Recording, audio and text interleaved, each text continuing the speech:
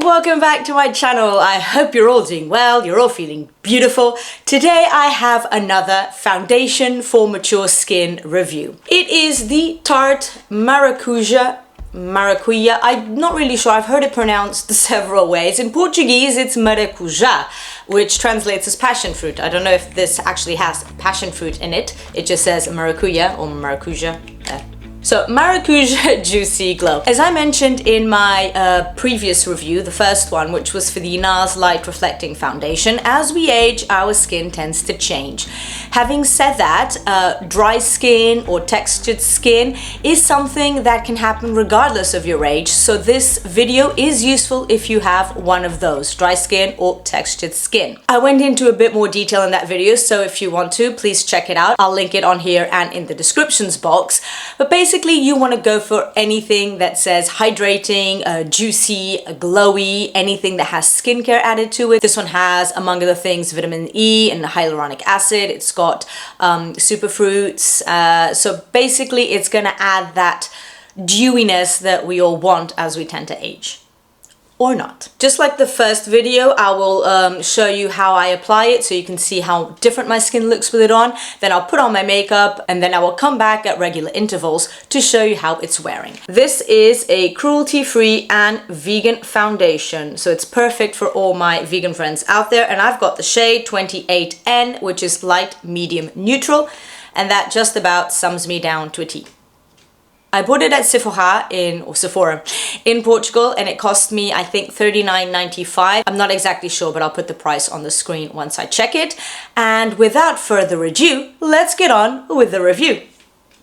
Right, so I'm going to be using my brush because if it's a medium flexible coverage, as the brand claims, then I will want that medium coverage. If, however, you want a sheerer finish, then apply using a beauty blender. So apparently this foundation has a dewy, radiant finish. Let's find out. Got my mirror. Apparently encapsulated maracuja spheres are what create that dewiness. Not sure how they have that. The 91% of the foundation's ingredients are naturally derived, and it has 10 plus superfruits and hyaluronic acid, which apparently is what will give you this hydration, and we need hydration. Apparently also weightless illuminating spheres bounce back the light. I've mentioned this in my previous video. Bouncing back the light is always a good look if you want that dewy look to your skin. So apparently it has these spheres that do that, which is also good for filming in 4K. And it is vegan and cruelty free. Apparently it is also waterproof, but I'm sorry, I'm not going to stick my head under a tap to check that. Maybe if someone has gone swimming with it already, they'll be able to let me know, but I'm not going swimming today. At least not that I'm aware of.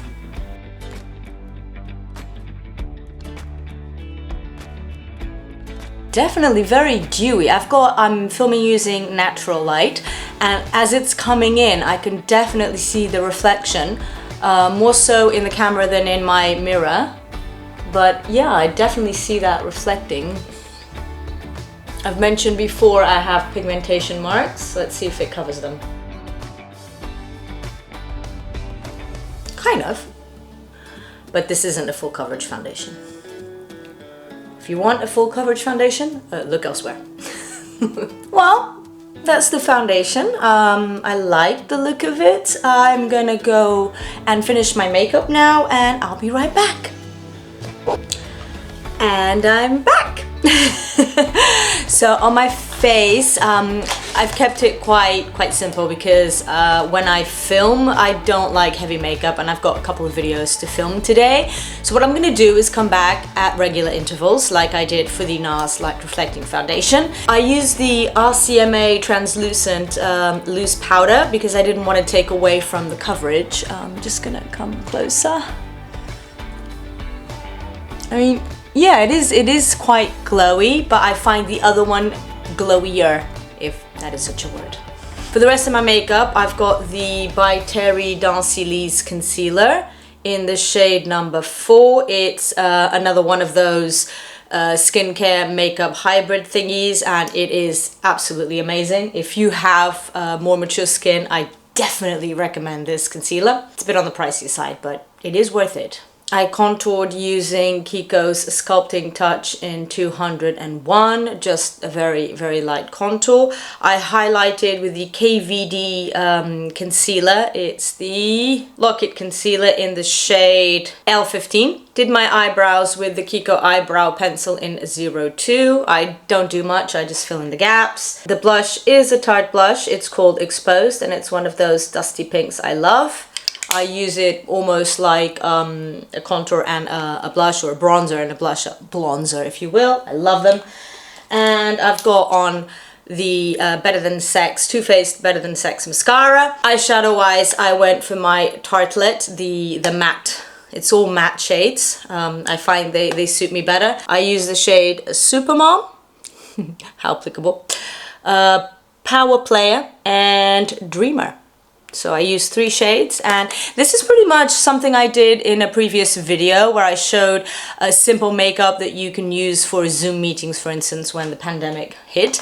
I'll link it up here somewhere. As a highlighter, I've got the Elise Faz highlighter, which is a very, very, very subtle highlight. And then on my lips, I've got the Tarte Maracuja Lip Plump in the shade Lotus. Finished all off with a spray, an orange blossom spray. I don't like powdery makeup, just so you know. Anyway, I hope that you enjoy this look, and as I said, I'll be right back. Now I'm gonna go film a few more videos. See you soon. Hi, I'm currently working, as you can tell. And I came back to check on my foundation. The lighting here isn't the most amazing lighting, I'll have you know. But so far so good, it's lasting well. Like I said, the NARS Light Reflecting Foundation is a lot glowier. But this is a good foundation. My skin does feel moisturized, and I like the way it feels on the skin, and it doesn't transfer either, which is always, always a plus. I'll come back later. Right, so foundation, still going strong. It looks a bit shiny, but I think that might be the light coming through. I like the way this feels on the skin. I haven't touched anything up minus the lip gloss. Yeah, I like it. It's now been 8 hours since I put it on. That's a pretty long time, actually. I didn't notice time going by. I was working at home. So yeah, 8 hours. I'll be back in about 2 hours time. Hi, it's now been 9 hours since I put the foundation on. Actually, 9.5, sorry. 9.5 hours since I put the foundation on, and it still looks bloody amazing. I haven't left the house though. I work from home today. But even so, there is no flakiness, there are no dry patches whatsoever. It is holding up amazingly well. So yes, this is very good foundation if you have mature skin, if you have dry skin, if you just want to look a bit more flawless. It is medium coverage, not full coverage, so bear that in mind. But even so, I love the way it looks.